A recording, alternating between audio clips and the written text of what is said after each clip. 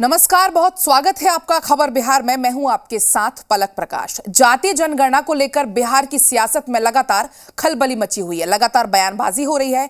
RJD और JDU समेत तमाम दल जातिगत जनगणना के समर्थन में हैं, जबकि बीजेपी इसके मुखालिफत का कर रही है। आपको बता दें, बीजेपी के वरिष्ठ नेता डॉक्टर सीपी ठाकुर ने कहा कि जातिगत जनगणना से कुछ भी हासिल नहीं होने वाला, गरीबी और अशिक्षा दूर करना प्राथमिकता होनी चाहिए, जो इतने सालों तक लालू प्रसाद और उसके बाद नीतीश कुमार के शासन में नहीं हो पाई है।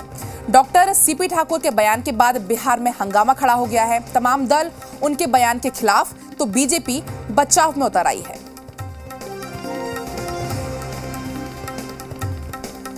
तो बिहार में जातीय जनगणना पर लगातार बवाल मचा हुआ है, लगातार पक्ष विपक्ष की तरफ से वार पलटवार हो रहा है। क्या कुछ रिएक्शंस आए, आपको सुनवाते हैं। हमको जातिगत जनगणना जो है कोई फायदेमंद हमको नहीं लग रहा है। जाति के लिए कैसे सुधार हो, कैसे आर्थिक स्थिति में सुधार हो, कैसे शैक्षणिक बाल बच्चों को शैक्षणिक सुविधा कैसे मिले, ये इसके लिए लोग करना चाहिए। ये गणना वगैरह करने से कुछ होने वाला नहीं। भारतीय जनता पार्टी ने भारतीय जनता पार्टी के पूर्व प्रदेश अध्यक्ष और पूर्व केंद्रीय मंत्री सीपी ठाकुर जी के माध्यम से यह स्पष्ट कर दिया कि बिहार और भारत में जातीय गणना आवश्यक नहीं है, जातीय गणना से विकास नहीं हो सकता। और स्पष्ट दूसरी बात भी उन्होंने की है कि नीतीश कुमार जी के शासनकाल में बिहार विकास नहीं किया है। आदरणीय सीपी ठाकुर जी आज यह कह रहे हैं कि जातीय जनगणना से ज़्यादा जरूरी है बिहार में और बाकी मुद्दों पर बात की जाए। तो 16 वर्षों से तो सरकार में है, तो क्यों बिहार की स्थिति बद से बदतर होती जा रही है। जातीय जनगणना के मुद्दे पर सर्वदलीय प्रतिनिधिमंडल में बीजेपी के भी माननीय मंत्री गए थे। ये बीजेपी का फैसला है। तो अब तो अपने सहयोगी आदरणीय नीतीश कुमार जी को सहमत कर लें सीपी ठाकुर जी अपने विचारों से।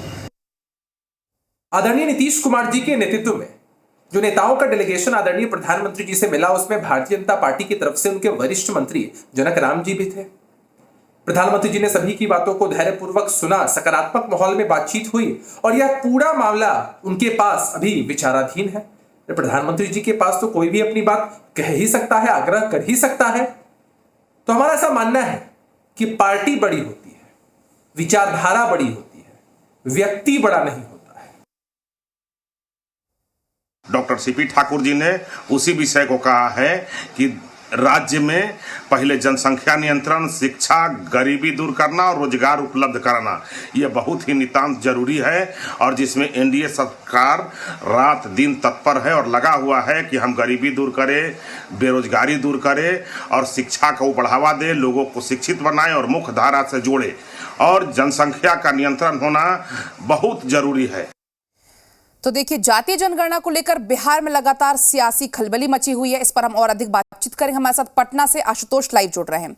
आशुतोष, लगातार बयानबाजी तेज हो रही है।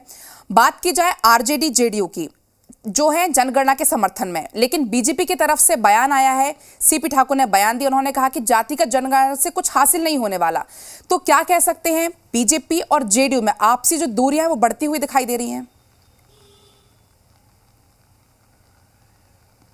देखिए, इस मुद्दे पर तो फिलहाल यही नज़र आ रहा है कि बीजेपी जेडीयू के बीच में सहमति बनती नहीं दिख रही है। और सिर्फ सीपी ठाकुर की बात नहीं है, केंद्रीय मंत्री गिरिराज सिंह ने भी जातीय जनगणना का विरोध किया है। इसके अलावा जनक राम ने भी इस पर आपत्ति जताई है। हालांकि ये ज़रूर है कि जनक राम नीतीश कुमार के साथ उस प्रतिनिधिमंडल में शामिल थे जिस प्रतिनिधिमंडल ने जातीय जनगणना के मसले पर पीएम से मुलाकात की थी। उसके बाद बीजेपी के एमएलसी है राजेंद्र गुप्ता, उन्होंने इस जातिगत जनगणना का विरोध किया है। इतना ही नहीं, SC/ST प्रकोष्ठ, बीजेपी SC/ST प्रकोष्ठ के जो अध्यक्ष हैं अजित चौधरी, उन्होंने भी इसका विरोध किया है। तो बीजेपी में हर एक जाति के जो नेता हैं वो इसका विरोध कर रहे हैं।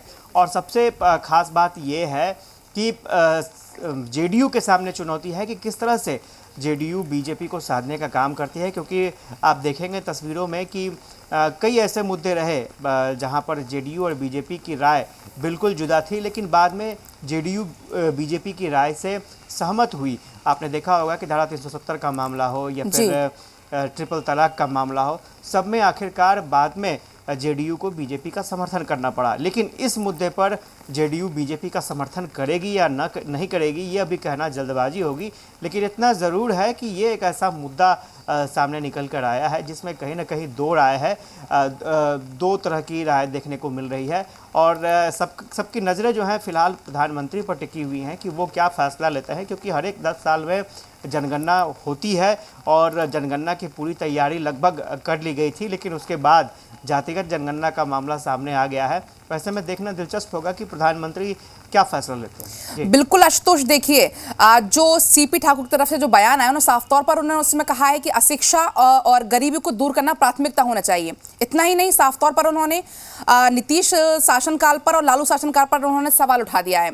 तो क्या अब जेडीयू की तरफ से कोई कदम उठाया जाएगा, कोई बयान आएगा अब?